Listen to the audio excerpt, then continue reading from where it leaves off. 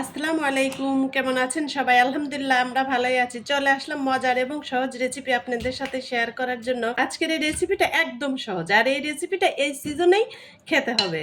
তো চলুন কথা না বলি, চট জলদি সিজনাল রেসিপিটা কিভাবে কি দিয়ে তৈরি করে ফেললাম সেটা একটু দেখে নেই।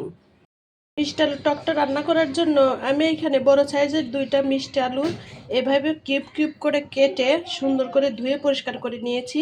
এখন চুলায় দিয়ে দেবো। এই যে চুলায় হাঁড়ি বসিয়ে দিয়েছি, তার ভিতরে এখন দিয়ে দিচ্ছি মিষ্টি আলুটা। আমি এখানে একে একে সবকিছু দিয়ে দেবো। আগে পানিটা দিয়ে দিচ্ছি। ঝালটা কম দেবো, এর জন্য আমি 3টা কাঁচামরিচ দিয়ে দিলাম। দিয়ে দিচ্ছি পরিমাণ মতো লবণ, দিয়ে দিচ্ছি হলুদ। এটা দিয়ে ঢেকে সুন্দর করে একটু সিদ্ধ করে নেব, পরে আমটা দিয়ে দেব। এই যে হালকা সিদ্ধ হয়ে গিয়েছে, এখন আমটা দিয়ে দেব। সিদ্ধ করে নিয়ে পরে ঘাটা দিয়ে দেব। সুন্দর সিদ্ধ হয়ে গিয়েছে, এখন একটু ঘাটা দিয়ে নেব। একটু আগে তুলে নেব। এই যে অরং দিয়ে, এটা আমাদের দেশে বলে অরং, তো কার দেশে কি বলে জানাবেন। এভাবে একটু ঘাটা দিয়ে নেব। আপনাদের কাছে যদি অরং না থাকে, আপনারা কিন্তু ডাল যে তোলেন সেই চামচ দিয়ে এইভাবে ঘাটা দিলেও সুন্দর হবে। এই যে একদম সিদ্ধ হয়ে গিয়েছে, এভাবে সুন্দর হয়ে যাচ্ছে। একদম আম আর আলু সুন্দর করে এভাবে ঘেটে নেব। যেহেতু টক, আম আর আলুটা মিশে যাবে, খেতে অনেক মজা হবে। সুন্দর করে ঘেটে নিয়ে পানিটা আবার দিয়ে দিলাম। এখন এটা তুলে নিয়ে বাগার দিয়ে দেবো। ভিতরেই তেল দিয়ে দিচ্ছি। আমি পরিমাণ মতো তেল দিয়ে দিলাম।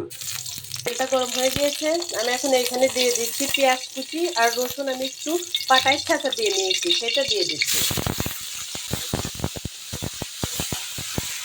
এই যে সুন্দর ব্রাউন কালার হয়ে গেছে পেঁয়াজ আর রসুন। এখানে আমি এখন একটু দিয়ে দিচ্ছি কালি জিরা আর হচ্ছে জিরা, পরিমাণে হলুদ।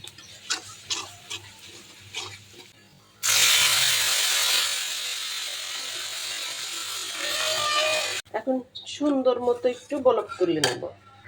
সুন্দর মাশাআল্লাহ হয়ে গিয়েছে।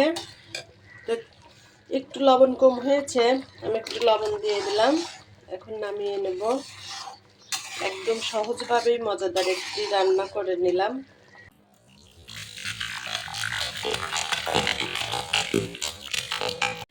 এই যে সুন্দর আমার মিষ্টি আলুর টকটা হয়ে গিয়েছে। দেখলেন তো কত সহজেই, একদম ঝামেলাহীন এই মিষ্টি আলুর টকটা রান্না করে নিলাম, কিন্তু খেতে আলহামদুলিল্লাহ এত মজা। যারা খান নাই, এটা আলহামদুলিল্লাহ এত মজা, একবার খেলে আবারও খেতে মন চাবে।